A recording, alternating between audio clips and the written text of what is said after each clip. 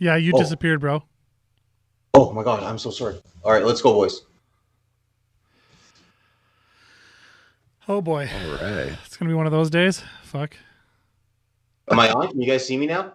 I can see you now. Okay, sweet. Let's go.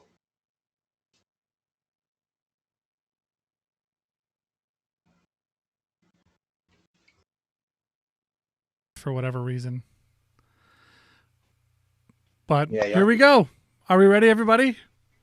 Let's do it, All right. boys. Here comes those intros.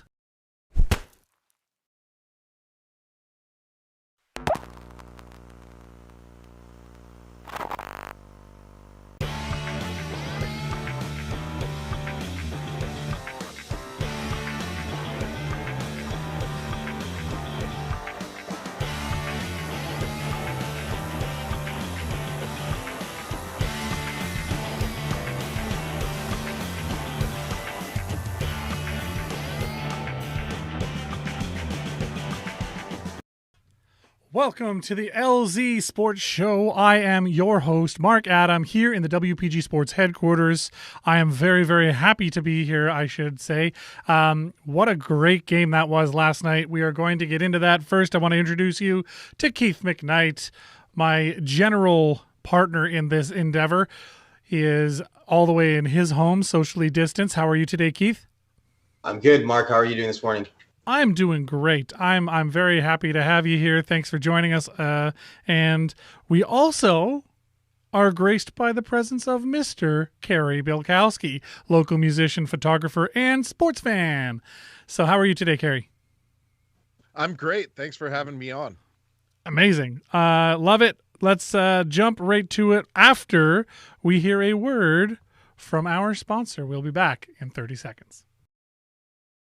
Make your house a better place to come home to with Aqua-Tech Pool, Spa, and Bath. We've been delivering complete customer satisfaction for over 40 years. Whether it's a fully completed backyard escape, a completely renovated bathroom, or a premium upgrade on outdoor furniture, Aqua-Tech is the only name you need to know. That's because if it's an Aqua-Tech job, it's an Aqua-Tech team working on it. No outsourcing, no subcontractors. We do it all. Visit our one-of-a-kind showroom today at 1065 Dugald Road. Aqua-Tech Pool, Spa, and Bath. We create better places to come home to. Welcome back. Thank you to our sponsor, Aqua-Tech Pool Spa and Bath. Also let you know, follow us on all the social medias, Facebook, Twitter, Instagram, YouTube, Twitch. You can support the stream by going to streamlabs.com/the WPG Magazine. And if you want to watch it from there, I think you can go /the WPG Magazine /V2, as in version 2. And it comes up with, like, not only can you support the stream, but right from that screen you can watch. So that's actually really cool. And I'm also going to point out that you can give us a call. You can text or call 431-800-4555. That is the the WPG sports line. And we would love to hear from you. You can reach us by email, thelz@thewpg.ca. And then there are advertising options. If you want to be an advertiser on the show, you can join us, 431-489-2401. Give us a call or email ads@thewpg.ca. So all of that said, how are we today, gentlemen? Good. How are you? Great. Loving seeing results. Yes. Good seeing results. Neutral Zoner is watching. He recognized I went to air to test some stuff right before we ran the credits.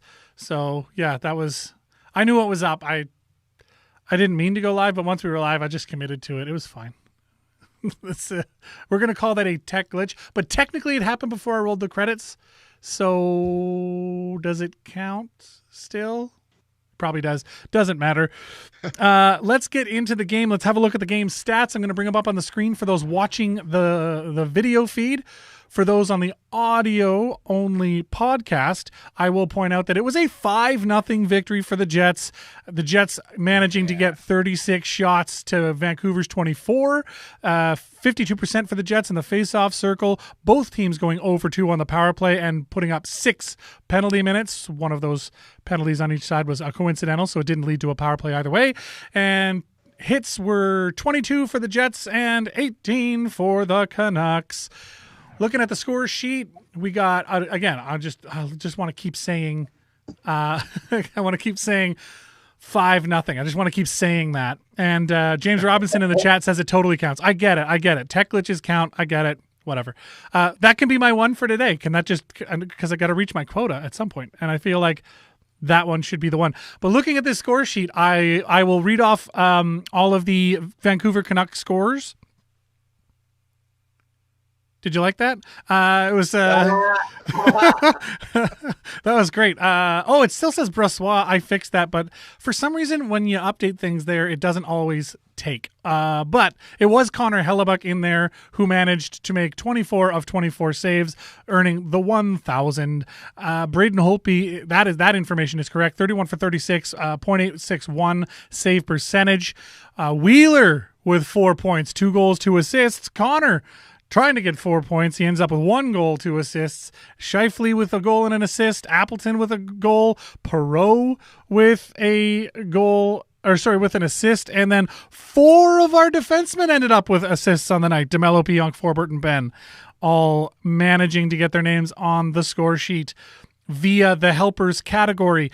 Next game for the Jets, May 14th, Friday in here against Toronto, and then May 13th, the Vancouver Canucks head to Calgary. They've got a few games left in their schedule. It's a rough road for them from here out. They got 5 games in 8 days or something like that left.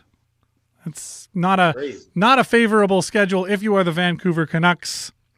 But why don't we open the chat box back up here? Boom. I got it down in the corner today. What do you guys think of the new look? Is this working? Should I adjust some stuff? I like it. Yeah, I think it's beautiful. I love the design on it. Okay, great. Okay, I wasn't sure if we like that or not, but I can change it up. I just messing with, gives us a little more space in our boxes, and it helps my system. I pared down some of the effects for now, just to make sure that the stream is the priority and our audio content is the priority here. So yeah. All F-bombs on air count. That's true, Zoner. Thank you for being in the chat today. I know he was going to join us, but he could only join us for a short period, so I think he opted just to watch and chat with us. Love it. So, now that we've looked at all those stats, why don't we start with Mr. Bilkowski first, and we'll talk about players we thought stood out. And in a game like last night, I think it's pretty obvious who we have to start with. So why don't you take it away, Mr. Bilkowski? Sure. I mean, yesterday there were so many stellar performances on the Jets. But to me, it starts at the top, and the captain, Blake Wheeler, the wrench, was just absolutely on top of his game yesterday. He was skating hard. He was getting sticks in. He was winning battles on the boards. And most importantly, he was putting points up and scoring goals and, making beautiful passes that led to goals. And that's what we need more than anything these days. Yeah, I agree wholeheartedly. They're hard to come by. Especially lately for the Jets. It's been rough, but Blake Wheeler is a solid choice for player of the game for you. Let's see who Keith McKnight thought was the player of the game. Keith, who you got? For myself, I went with Mason Appleton. It was a nice way to see him have a spark for himself with only 2 games remaining left in the regular season before the Jets head into the playoffs. So it would be nice to see him hopefully get a game or 2 in the first round. I agree with you, and it would be really cool to see him really explode in the playoffs, wouldn't it? Mason Appleton's he's had these flashes of brilliance. He's only scored a couple of goals, really, but I mean, he's got hands, he's got talent. It'd be nice to see him get something. For me, last night, the guy was Kyle effing Connor, KFC. The guy was on fire. He was everywhere. A goal and 2 assists, not to take away from Wheeler's 2 goals and 2 assists, which was a monster night for him. That whole top line between them got a lot of points, and we'll get to that in a bit. But Kyle Connor himself, he was just on fire. He was, I don't know what happened, but I think scoring that goal the other day really opened him. He got that monkey off his back. He's looser now. He's a little more relaxed. he remembered, oh yeah, I can score goals and make plays and this and that and the other thing. And he just looked great out there, I thought. So thoughts out there from the chat box. We're looking at James Robinson, who's saying Jets have won every game Dom Tomato has played in. Yeah. So Toninato was in the lineup last night, and it's true. They won.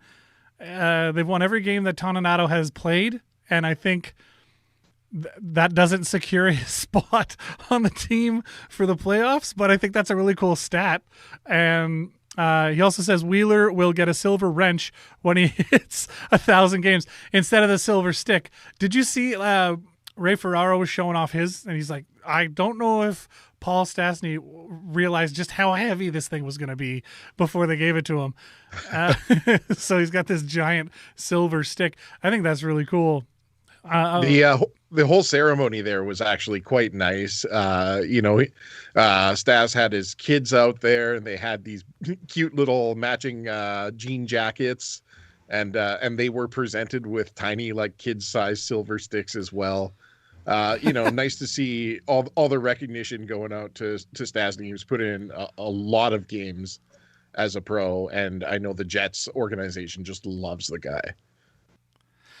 And Neutral Zoner in the chat. Normally we would have him in as a pundit, but again, he's got time constraints today, so he'll join us on the chat for a little bit. But he says, Jet of the game, Pionk. So glad to see him back on the ice. He makes a huge difference in breakouts. Heck yeah, he did. He was great last night. I thought that he looked like he didn't skip a beat. He didn't miss a game, nothing. And I also thought a really nice pairing was Stanley and Ben. I didn't know how I would feel about Ben joining this lineup, but seeing him out there with Stanley, I thought they had some sort of chemistry going on naturally, and when they work on that, that's just going to get better and better. I thought that was a great pairing. When Ben would pinch, you saw Stanley sort of slide over. When they were in the defensive zone, if Stanley chasing the puck to the point, which he does from time to time for whatever reason, Ben covers for him, right? And it just they just know where each other are, and I think they think a lot the same way. So if Ben gets caught on a pinch, Stanley's there to bail him out, and then when Ben comes back, then Stanley recognizes that, and then he's pinching on the other side. There was a couple of times where it was a Ben pinch, and that kept the puck in, and they got it around the other side, and then you end up with a Stanley pinch, and Ben's covering. Like they looked so liquid out there. Thoughts on the D side of the game last night, gentlemen? Kerry, go ahead. Yeah, I thought our defense looked very good. I think this is what Paul Maurice has been sort of pushing for, and the type of game that he's wanted our guys to play. I think, I've been pretty hard on him lately because he's not been phenomenal, but Derek Forbort looked very good yesterday. He was getting his stick involved. He was getting his body in between men and the puck. And yeah, like you said, the Stanley and Ben line, like those guys play off each other so well. It's the grizzled veteran and the big strong rookie, and yeah, I mean it led to some really good scoring chances, and it kept Vancouver from having a lot of their own. Honestly, I was really impressed, and of course our top line performed excellent as well. Yes, absolutely. Any other thoughts on the defense before we move on there, Mr. McKnight? No, I agree 100% with Kerry. And if they continue playing that way and take that type of defensive play into the playoffs, this first round playoff exit that I think they might be able to stretch it out and hopefully have a 7-game series with somebody, because that's what's going to keep them in the first round. They've been criticized over not doing anything about their defense at the trade deadline, but it looks like once they figure out their pairings, that there might actually be something there. Who knows? Maybe Ben was the guy, and we're all going to just look back on this and go, how did Chevy know? And it's just going to be another thing where, Zoner's going to have to add to his series he did on Reddit, the In Chevy We Trust series. He's going to have to add to that. In the chat, Ian Zen says, Polly Walnuts. I don't know Which Paulie are you talking about, Mr. Maurice or Mr. Stastny? Because it was That's Mr. Stastny's 1,000th game, which, by the way, I've prepared a graphic in honor of Paul Stastny's 1,000th game played in the NHL. 263 goals, 492 assists for a total of 755 points. He's 97 playoff games played and 67 playoff points. I mean, this is a guy you want to take to the playoffs with you, as it turns out. I mean, it's nowhere near Mr. McDavid's 2 points a game in this short season, but I mean, I'm really impressed. And last night he looked good. He didn't get any points, but he played very well. What did we think of that, gentlemen? Mr. Paul Stastny's 1,000th game. Iron Man. Yeah, fair enough. Fair enough. Yeah, like I said, I think the organization loves Stastny, and it's not just because of his play. By all accounts, he's the guy in the locker room that everyone wants to come talk to and sort of pick his brain because he's got such a good sense of hockey, and he seems to genuinely enjoy being there. And I think you're right. He's going to do good things for us in the playoffs, and he's going to help carry us through. Yeah, it's looking like we've got a team on our hands here. I mean, we say that after 2 wins in their last 10, but and it's rough when you say we've improved to 2-10 in our last, or 2-8, in our last 10. That's not a good stat, but it happens, and on Stastny's night of all nights to have that big monster showing was absolutely Stastny with the best smile on the team, says James Robinson in the chat. Yeah. Well, the best. Yeah. He's got the hockey face, that's for sure. Yeah. Chewing gum without any actual gum. He's just but yeah, it's funny because you watch highlights of his career that they were showing, and you're like, oh, there's a tooth missing. There's more teeth missing. There's more teeth missing. Like you can, as they show the highlights of him, you watch the progression of his gap, all the missing teeth.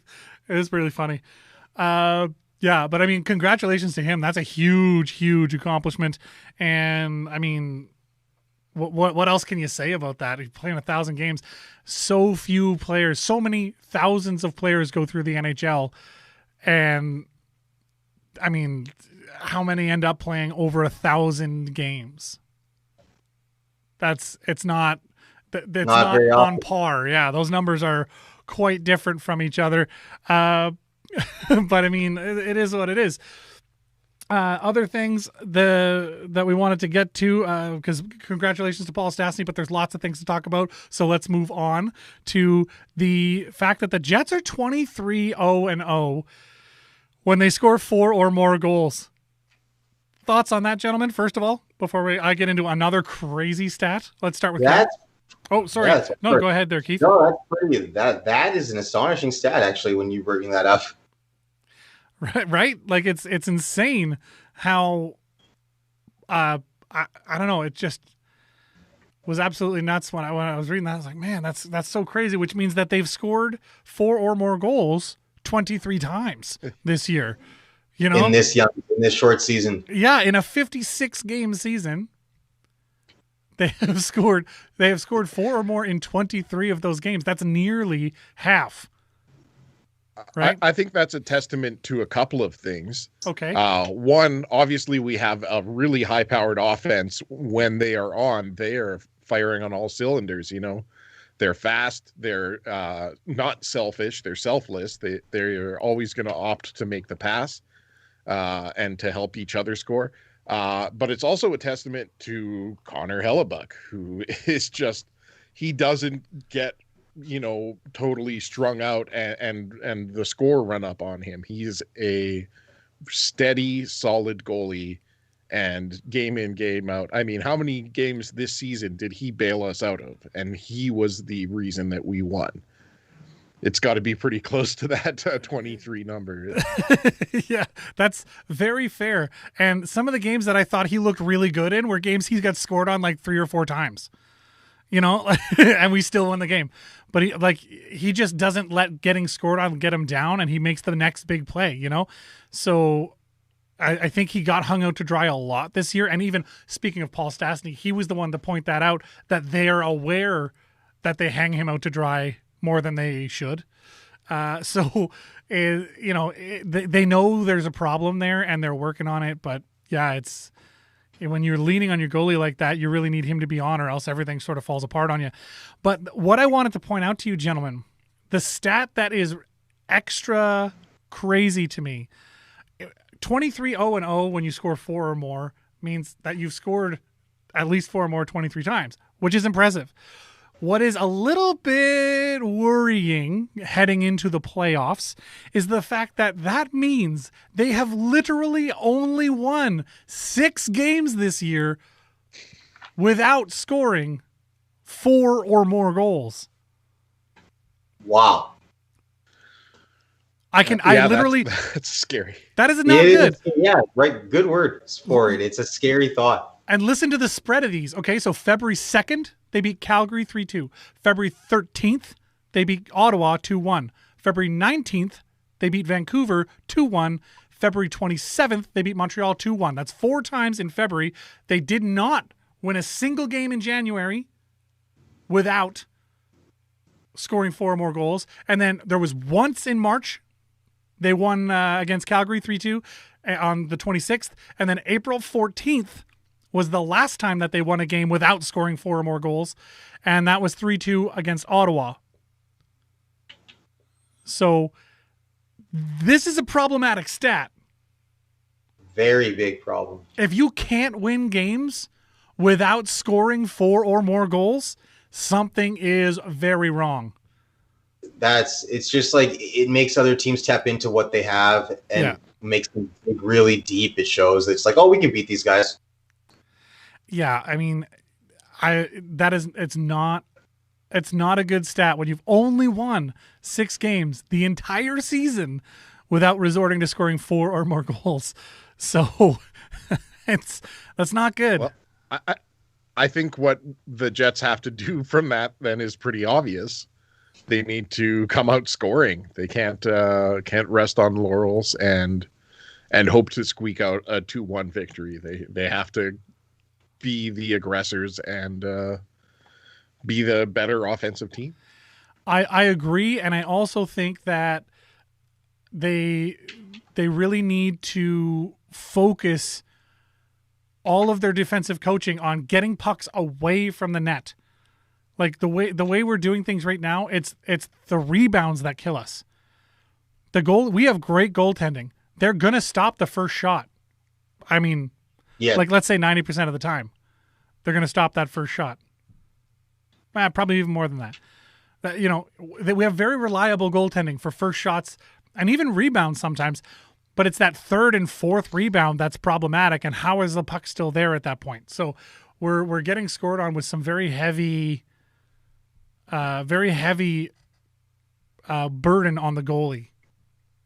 So, well, I will say last night's game, we did a great job of that, of clearing out the net front and not allowing those secondary chances and keeping Hellebuck out of too much trouble.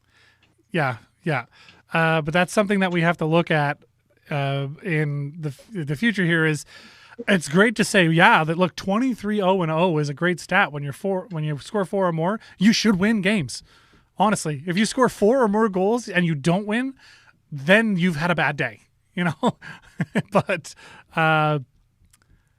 the Jets D fave song is Ice Ice Baby.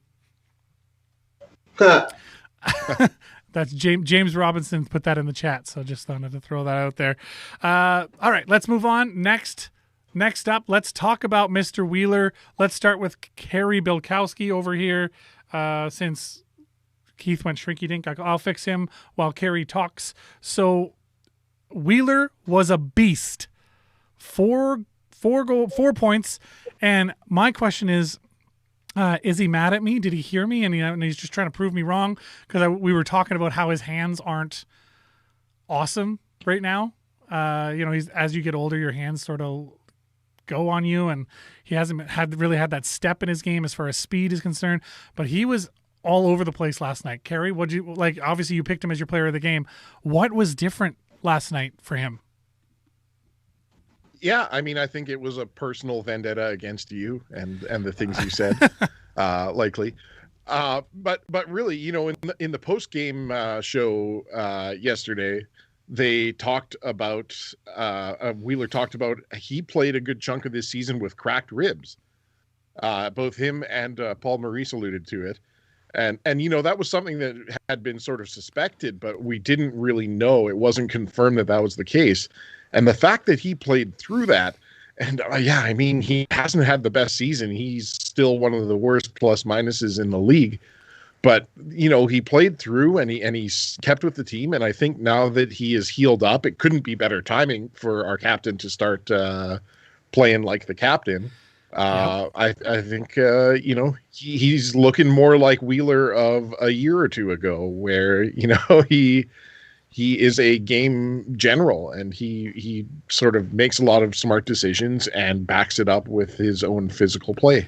Yeah, he was like, some of the passing last night was impressive by the Jets, and he was definitely one of the leaders there, moving the puck and finding people and just distributing. So yeah, I agree with you. He just looked like the Wheeler of old, not the old Wheeler, you know? And if I can also just point out the one goal he scored where he sort of showed the patience and then deked to the backhand and put it past Holtby there was just beautiful. You know, I was jumping up and down on my couch after that goal. Yeah, he was, I mean, that was, and he did that a couple of times the other day, right? The last game they won, he just the absolute patience, the composure, and that's what you get when you play a guy.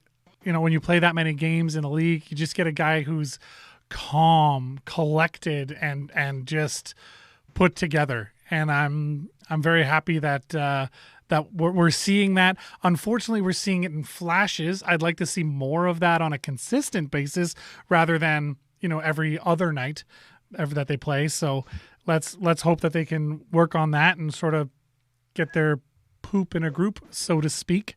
So on that point, to not move on from, but expand upon, that whole top line earned 9 points last night, 4 goals, 5 assists between the three of them. So again, I asked, did they hear me? And are they mad at me? Are they mad at me for saying like that they should be broken up? Someone listens to our show and then they go to the media scrums via teleconferencing, and then they take everything that we say and then they credit themselves for it. Is that how it works for sure? That's exactly how it works. That's my conspiracy theory with that. And everything with Mr. McKnight is a conspiracy theory. If you ask him, he will tell you. But yeah, I thought it was. Sorry, I was just trying to fix Mr. McKnight's. For some reason, this application and the way that it's coming in from Skype, only his window. But it's I've taken it out and put it back in, but only his window keeps shrinking and making him big and little and big and little. Anyway, speaking of technical difficulties, everybody gets one. I've had 2 today, so, and one of them wasn't my fault. The first one was. I'm sorry, Zoner and James, when you were here earlier. I really let you down, I know. But so that whole top line was just on fire last night. Carey, anything else on them before we go to the next topic? Yeah, I mean, I still had a couple times where I clocked Scheifele not really skating hard, back checking, which he's been guilty of a lot this season. Particularly but, late you know, this season, when, yes. Yeah. But when you're scoring, you know, all of a sudden those little effort things don't mean as much. You know, obviously you still want to see them skate hard all the time and be responsible, but you know, it 5-0 erases a lot of problems.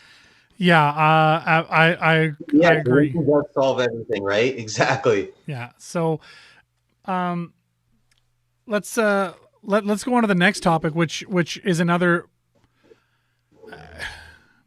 positive negative sort of situation. Are we worried that they will relapse again? That they had this big slump. Yeah. They lost to they beat Calgary 4-0, and then they turn around and lose the next 2 games in fun ways to teams they shouldn't be losing to be honest. So are we worried about another relapse like they had after that win against Calgary? Or is this sort of, are we looking at this as maybe the road that we're on to recovery? Let's start with Kerry. So I am going to take the wild optimism route here and say the last 10 or so games has all been part of the plan. It's all been Paul Maurice just trying to adjust the team from being this sort of fast break, intense, offensive team to more of a playoff style hockey team. And now you're starting to see that come to fruition. And the more that we play responsibly and do the right things, the more we're going to get the bounces and play hard. Now, when we're up against the McDry line, that's going to be a little bit trickier. But wild optimism. We're done seeing the jerks. The Jets are going to keep pushing forward and look incredible from now on. And here's hoping that that's true. I would like to see that. Thoughts on? Are we worried? Are you worried about a relapse, Keith?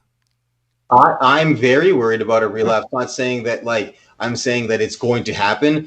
I really like what Kerry was saying about that. Hopefully this team can turn it around, and this is the way they mix things up and wanted to change things before heading into the playoffs. But I don't know. The Jets I don't know. They just find a way to screw it all up when things are going well. And I really don't want that to happen, but that's still in the back of my mind. That's a pretty pessimistic way to look at it. I don't know if I like that view at all, to be honest, but I mean, it's your opinion. I can't change that. I'm not too worried. I think this is a step in the right direction. They're just sorting some stuff out, and I think they're going to get there. So I'm not too worried. I mean, obviously, seeing a relapse would be problematic, especially given that we literally have 1 game left. So you can't mess around with this stuff anymore. But I don't know. I don't know why I'm not worried about it. I just feel like, okay, they won against Calgary. They'll put a couple more down as losses, but then this was a statement win, and the way that they played, I think they really had a lot of fun, and I think they're going to carry that attitude and that sort of swagger into the next coming games. So that's the way I'm looking at it right now. Next up, let's talk about Ehlers. How huge is his return expected to be? Massive. Yeah.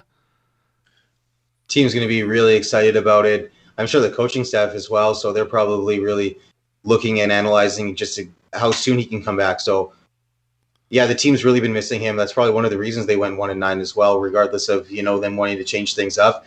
When he's not in your lineup, it really does take takes a huge chunk out of your success out of the team. Yeah, I agree. It's tough to watch one of your better players be sitting on the sidelines, but it's just sort of where we are right now. So we're doing what we can to hold it together, without the guy. And when we see them play games like we did last night, then I feel slightly better about all that. Does that make sense? It just sort of takes some of the question marks away. Can they win without Ehlers? Absolutely they can. But, when he comes back, is that going to be just a monster helper? Running to the chat real quick here. James Robinson says, Lowry and Dubois need to play heavy and physical against McPoints and Draisaitl. McPoints, nice. Yeah. So, I mean, McDraisaitl is the real deal. We talked about it on the last show. Quickly mentioned that, he's got 102 points right now, McDavid. And if you took away all 33 goals that he scored this season, he still sits second in the league for scoring with his 69 assists. And he's second. He's second to Draisaitl. His teammate. If you take away his 33 goals or whatever, he's still second in the league in scoring behind his teammate, his line mate. Now to James Robinson's point, if you take those guys, both of them out of the picture, and I'm not saying, hurt them, but, keep laying the wood on them and make sure that you're being physical and punishing everything they try and do. That's how you're going to beat the Oilers. I hate to say that a team is two players, but you take away those two players and they're definitely not a elite playoff team. Yeah, I have to agree with you. Yeah, fact, says Keith McKnight. So normally this would be the point where we sort of drop into our sort of divisional talk and talk about what else was going on in the division last night. But there was nothing. We were the only game happening in the division last night. So we won't bother getting too far into that. I do want to point out Cole Perfetti may be done in the AHL, even though they got games left. Oh, wow. Did you hear? No, I did not. Please tell us more. It is expected he is going to be named to the WIHF World Championship Team Canada, heading to Riga, Latvia. Oh, good for him. So, I mean, I'm excited about the possibilities there. And for the record, for those watching the live stream, I'm not going to bother fixing Keith McKnight's camera anymore. He can just shrinky dink and grow back, because every time I make it bigger, it goes bigger. And then I make it smaller, and then it goes smaller. So I'm just going to leave it alone. It can adjust itself. Hey there, Tiny Keith. Sorry for those listening to the audio podcast that have no idea what I'm talking about, but, that's the thing when you're doing a dual medium show. So apologies to the audio folk out there that aren't seeing all of the goofiness happening on the live stream. And there he goes altogether. So good times. Good times. I'm very happy that happened. No, I'm not, but it doesn't matter. Let's get into the league sort of thing. We have, before we do, let's go to the playoff picture. That's something we forgot to talk about, because now everything's locked. The top four are now locked in these positions. So while there are games left to play for Calgary, Ottawa, Vancouver, all that, Edmonton and Toronto each have 2 games left. Winnipeg and Montreal each have a game left. Basically none of it matters. All of the positions are locked in, mathematically speaking. So the rest of the regular season doesn't matter at all. The Jets are going to finish the season hopefully 3-7-0 in their last 10. But we'll see. Toronto, obviously destroying everybody this year, is the only team that currently sits above 700 in the points percentage category. We will be seeing them Friday night right here in Winnipeg to finish out the year, which leads me to my big question. Toronto absolutely has first place locked up. There's no need to play their best players. Should the Winnipeg Jets follow suit and just rest a bunch of guys, rest our best players? Should we do that? Carrie, what do you think? Yeah, absolutely. This Friday game, it's inconsequential. It should be the Moose against the Marlies. Like, there's no reason for either team to be playing their top guys. Just let them get rest, let them heal up. I wouldn't be surprised to see Hellebuck in net, just because he seems to love to play. I think he plays more than any goalie in the NHL and seems to thrive in that. But I don't know, maybe they have Brissois scheduled for this one. I'm not actually sure. But yes, don't go out there and put your elite guys at risk. Let them rest. Yeah, I'm with you 100%. Let them rest. James Robinson agrees. Moose versus Marlies. I mean, what else can you add to that? Keith, have you got anything? Because I got nothing. I mean, that's exactly what I think. He really elaborated well on that, Carey. Yeah, there's nothing more I could really add to that at all. Yeah, that's hitting the nail on the head. I think they just need to, just bear down and let the youngsters have that last game. And you know what? It may end up paying off if you need any of these taxi squatters. You know, unfortunately, like Toninato was hurt this year, and then he spent most of the year on the taxi squad, and he didn't get a real chance to play. I think he played 3 games with the Moose this year, and other than that, he didn't see the ice. So getting these taxi squad guys at least a game, you know, when you're running a play for however long you run a play, you know, in the theater, your understudies, you want to give them a show, at least one, you know? Yes. It gives your stars a night off, but it really, really helps the confidence of your developing actors. And I think this is sort of the same thing. You got all these guys waiting in the wings. They want their shot. They want to be center stage. And I think this is an opportunity for them to do that in a very low risk, low responsibility sort of way. And yeah, it makes the most sense to me. Play the whole taxi squad, like Carey said. Just bring the whole Moose squad up. Why not? Moose versus Marlies. Yeah. I won't be at all. Oh, sorry. Go ahead. No, go ahead. I'm done. I was just going to say I won't be at all surprised to see Toninato and Vesalainen and Harkins, and maybe Ville and you know, anyone else who's been riding the healthy scratch or the taxi squad all season. This is a great opportunity to get them out there. Yeah, I agree. I think it's a wonderful window that we can use to really give them some exposure and let them play on a level that's a little higher than what they're used to when they do play with the Moose. You know, and do we go so far as to bring Comrie up? Like, what do we do? Right? No. We leave it as it is. The goaltending, I think, is all right. Yeah, but I mean, you got to play Brossoit in the last game, right? Yeah, of course. Right? I mean, or do you play Helly?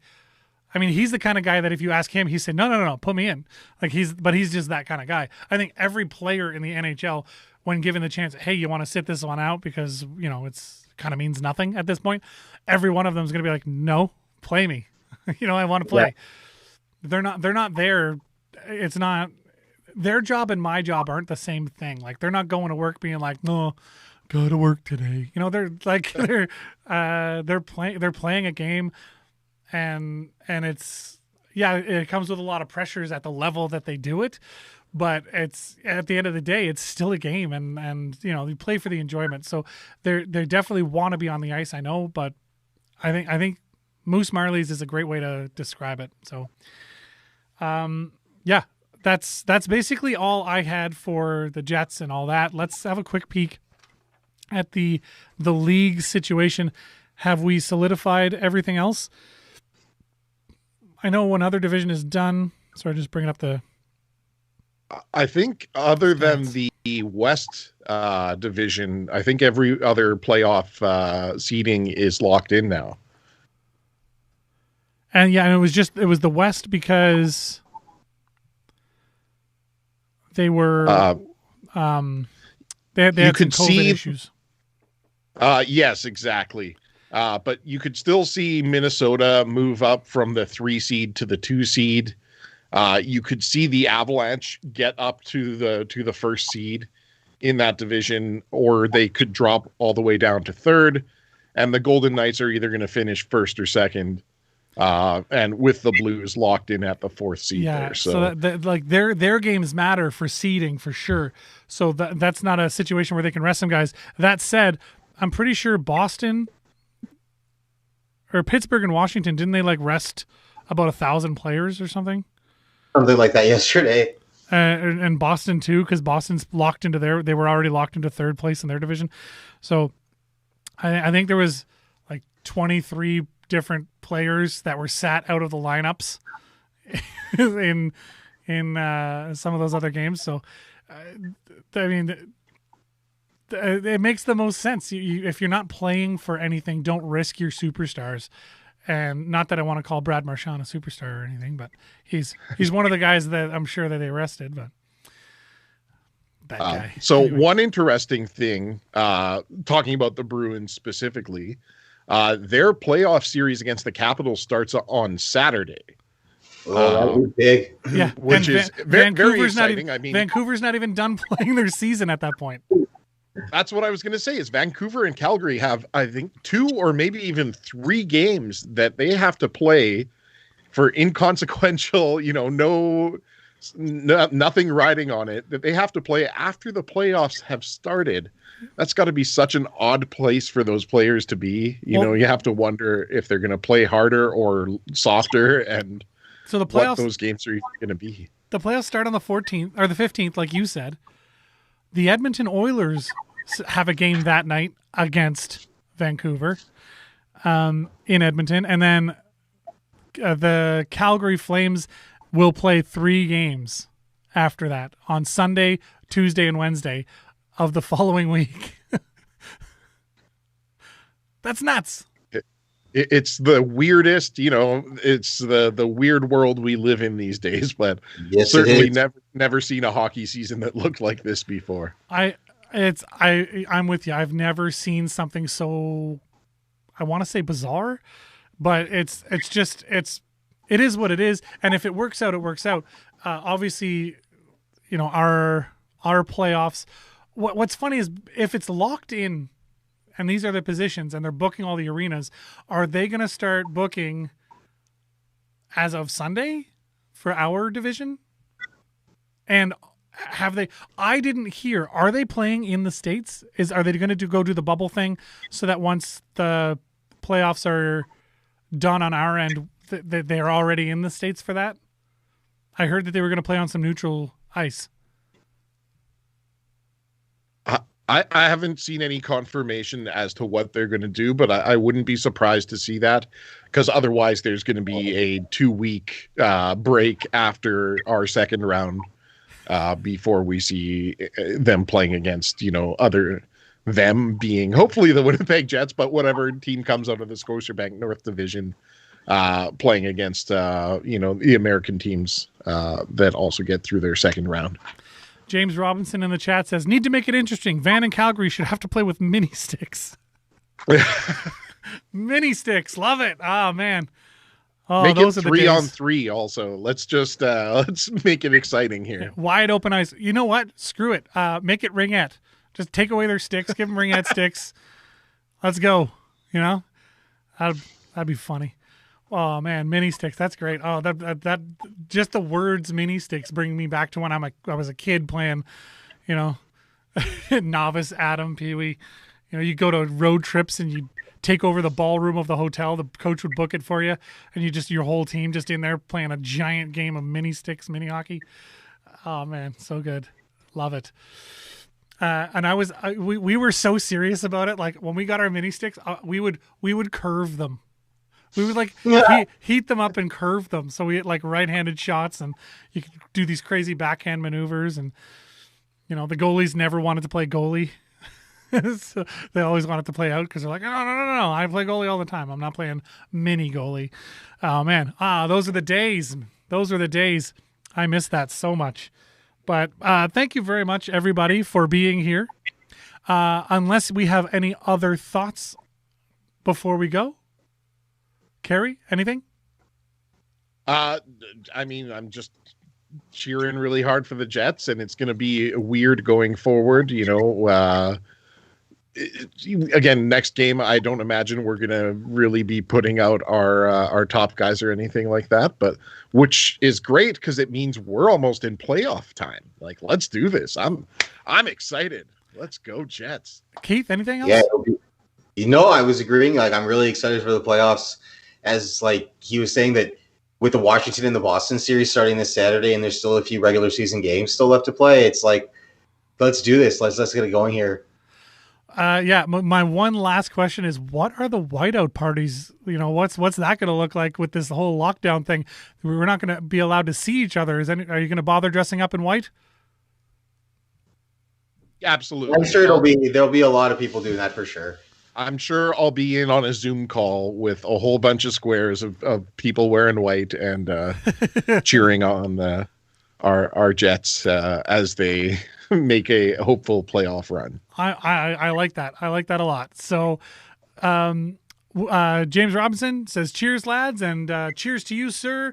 Gentlemen, thank you for joining me. Carrie below me, we got Keith to my left, to the right on the screen. And just want to quickly remind you before we go, follow us on all the social medias, Facebook, Twitter, Instagram, YouTube, Twitch. You can go ahead and support the stream by donating through streamlabs.com/thewpg magazine. And I will tell you, for every dollar somebody donates through that, 50 cents of that will be donated to a local charity. Just a heads up. That's a thing. So anything you donate there supports us, supports what we're doing, and allows us to keep moving forward and growing and, trying to create this, what is essentially free content about sports and our, it's not that I'm just saying, but half of that is going to go to local charities as well. So don't be shy to support us. And you can go ahead and give us a ring or a text on the WPG Sports line, 431-800-4555. You can reach us by email, thelz@thewpg.ca. Thank you very much for joining us. For myself and Mr. Bilkowski and Mr. McKnight, I want to thank you very much, and we will see you next time in the LZ as Keith goes shrinky-dink again. Bye!